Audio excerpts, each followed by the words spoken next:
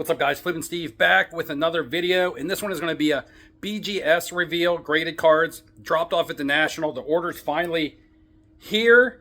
Not here though. We got to go pick it up at the FedEx pickup here in my town. I'll tell you guys why. Let's go for a ride. Come on in, Daisy. I got to go. Come on. Come on.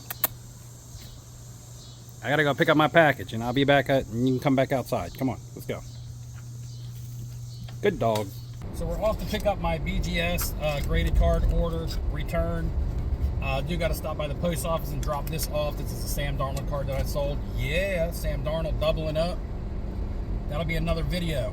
Okay, so why am I going out to pick up my Beckett package? Why isn't it being delivered at my doorstep? Well, Beckett sent it to the wrong address. So here's the situation. The first time, or the last time actually, that I sent to Beckett, they sent to street address 120. Now my street address is 102. They sent to 120. I had to do the same thing. I had to have the package rerouted, and I had to go pick it up at a local FedEx drop point. I was angry at first until I realized that it was my fault. I had filled out my address incorrectly on that previous order. I had put 120, so that was my fault. However, this time I have my paper, my receipt, my invoice from the National where I clearly wrote 102. I told them that my address was 102. They pulled up my name in the system. They say my address is 102. However, the FedEx package again went to 120. Now, luckily for me, the address 120 does not exist. So they go to a place that doesn't exist. The first time that's what they did. And then they called me and they were like, hey, FedEx called me, the delivery guy was like, hey, I tried to deliver this to an address that doesn't exist. So I had to have it rerouted. This time, I had to have the package rerouted as soon as I got a notification from FedEx saying that I had a package on the way and that the destination was 120 and not 102. I reached out to Beckett via emails. Of course, you can't get anybody on the phone.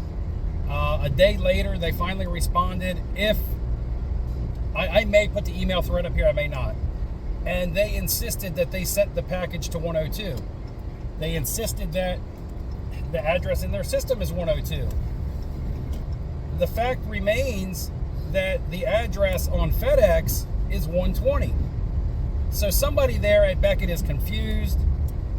They either they accidentally put the wrong address on there, or they still have the wrong address in their system. I don't know. They're claiming that it was sent to 102, but FedEx has a package with a tracking number on it for 120. So there's that. This is kind of going to make me take a pause on sending my cards to Beckett. I have some cards that I want to send in for grading. Now some of those cards will be redirected to CGC for one, possibly PSA. SGC might get a couple of them. But for this, if anybody out there at Beckett is listening, I know you probably really don't care. Because you did give me really good customer service at the National. It was great. All the people I dealt with there gave me really good customer service. But if you're going to send my cards to the wrong address, I mean, say for instance that address actually existed and that package was dropped off to a resident and someone just kept it, would I then get my insured value? Or would you guys say the package was delivered? I really don't know how that works, and I don't even want to deal with that mess. Maybe I am covered, maybe I'm not. But the fact remains that in the end, I would rather have my cards. Guys, I'm here at the post office. I'm going to go drop off this Sam Darnold card that I sold. Then I'm going to head on over to the local pharmacy, go figure. That is the FedEx drop point. And then we'll be back to my home, and I'll show you guys the cards that I've been waiting for since the National. Stay tuned. I have the package here in the car. Here it is. It's only 5 cards. I'll give you some more details on this package on the drive home. But really quickly, you can clearly see where they enter 120 as my street address and not 102. I do have the emails available of me and a Beckett representative going back and forth about the address. You can see where I tell them FedEx says it's being going to 120, and they're telling me clearly right here that the address in their database is 102. So somebody really needs to get their shit together. I don't know if it's FedEx. I don't know if it's Beckett. Right now, I'm glad that I got my cards, but you know, in the meantime, I shouldn't have to worry about if my cards are going to be delivered correctly or not. So this package was dropped at the National. So the National would have been about a month ago. It was the very end of July. I paid for the 40-day service, which they guaranteed to be 20 business days. They guaranteed that. They said there was no plus on the invoice sheet, and that the other, the other days, if you got the regular submission turnaround time, the basic, however long it takes type deal, was quoted at 30 to 60 days. However, they told me that it was going to be closer to 90 due to the influx of submissions being dropped off at the National. So instead of paying the approximate $20 per card, I paid double for $40 per card to get my cards back faster. Now, today is September 1st. The package has arrived. So if you do the math with the days, it's been about 30 days plus. Now, business days, weekends and stuff in between. So we probably are looking at them pretty much hitting the mark at $40 per card. So I'm not really going to complain on the time that it took me to get the cards back. However, the runaround and hassle of having to go through, to the pharmacy and things like that, present my ID, ask questions, sign, it should have just been dropped off at my doorstep again. Now, I also dropped an order off at SGC the exact same day for $15 a card, which was their show special or their national special. And those cards came back on like August 14th. They came back in like 2 weeks, like 14 days. So SGC is on top of their turnaround times even more, or their cards are coming back faster. At least in my experience, I paid $15 per card with SGC, got them back within 2 weeks. Paid $40 per card with Beckett, got them back in a little bit over a month, it seems like. Also, all of these cards, all 5 of them, it's a 5-card order, or autograph cards. So, I did have to pay an additional fee for autographs. You don't have to do that with SGC. I'm pretty sure you have to do it with PSA. I'm not sure with CGC. And again, one of these 5 cards is a sports card. The other 4 are just some cool autograph cards, some Allen and Ginter stuff, some pop culture stuff, but just 5 really cool cards. Some of these are my nicer items. I'd like to send my nice cards to Beckett, and that's what's so unfortunate, is I like to give them business. I like their slab. I really respect their autograph grades. I like everything about it. I even like the price and the turnaround time at the moment.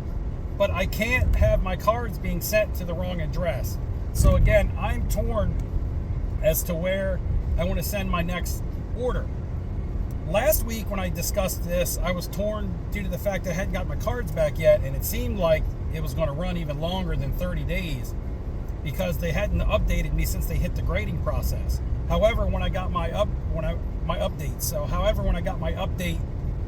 that grading was done and that they were going into labeling and shipping, that went really, really fast. So it made up for the time that I thought was going to be additional and take longer. Once the grading process was over, it felt like my package was in the mail. So I don't know if they were behind in their update center or if that's just how they do it. I'm not really sure. But again, that's enough about the order. I got the cards back in the end. That's what's important. What am I going to do in the future? I don't know. I just don't.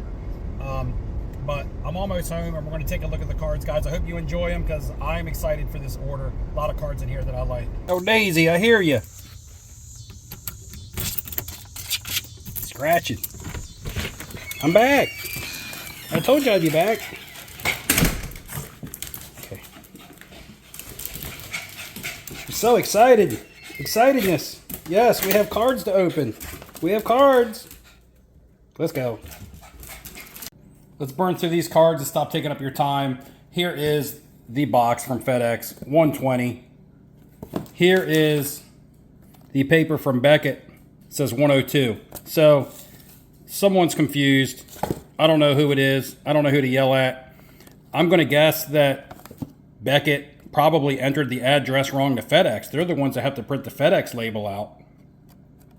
Even though they have 102 here, which matches my pink invoice copy. I have a photo of that I'll show you. You can barely see it because it's the 3rd copy, but you can see where I also wrote 102. Enough with the confusing of 102 and 120s. You guys are probably tired of hearing that number. First card, Greg Louganis, Topps Allen and Ginter, gets a 9 with an auto 10. Any of these cards, I'll be happy with an 8 or higher as long as the autographs score a 10. That's what's important on these cards. This card's numbered out of 10. Topps Allen and Ginter. We'll get it out of this cloudy bag. Card looks pretty sharp. Next, Allen and Ginter. This is going to be the Val Kilmer, one of my favorite actors. I love him as Doc Holliday. Don't any of you have the guts to play for blood? I'm your huckleberry. That's just my game. Iceman. The auto on this got a 10, which I was nervous about because I thought the first line of his V was a little thin, but it wasn't streaky, it wasn't smudged or anything like that. That's why I like Beckett's autograph grades. PSA will hit you for a line on an autograph that's a clean line if they think the pen is too thick or too thin or whatever. Where Beckett grades on smudges and legibility and streaks and smears, and whether or not the autograph is off the card or not. PSA is a little more strict when it comes to the pen strokes, which doesn't make a lot of sense because different felt tip pens write different ways. There's the Val Kilmer. And again, the subgrades on these, 9.5, 9.5, 9.5, 8.5 on centering, edges, corners, and then the surfaces. The surface gets the 8.5. That's what holds the card back from being a gem mint, with all the other subgrades being 9.5s. Here's the R.L. Stein autograph. This one's out of 25. Again, subgrades, all 9.5s with the surfaces an 8.5. The auto's a 10. This is crazy that all three of these Allen and Ginters had the exact same subgrades with the surface being 8.5s. I don't know if they're actually grading the card on the inside or the frame around the outside, because it is an individual card inside of a frame. So I'm not sure what they're grading here. I used to think it was the card on the inside. If anybody is out there, comment below if you know for sure what the actual grade is, the card on the inside or the entire frame. But it's just funny to me that all of these came a 0.5 from being gem mint, and it was all on the surface, where all of the other grades, subgrades, were all 9.5s. First card we have is not an Allen and Ginter, and this is going to be my first gem mint 9.5 with an auto 10. This is Jonathan Davis from Korn, Pinnacles fan of the game. This card's pretty neat. This is actually a card that I may put up for sale. This may go up for auction, or I might just put it up on my slabs or something. If anybody's a Jonathan Davis fan out there and you're interested in something like this, let me know. I might be looking to move this. Same goes for the R.L. Stein. Not 100% sure. I was a little bit older than the Goosebumps books. I thought it was a cool autograph to have, but not necessarily something that I need to stash into my PC. The Val Kilmer is for myself. And then the last card, again, another one that I look to sell. This will probably go to DC Sports. 87 on consignment. This is a dual auto, immaculate out of 25.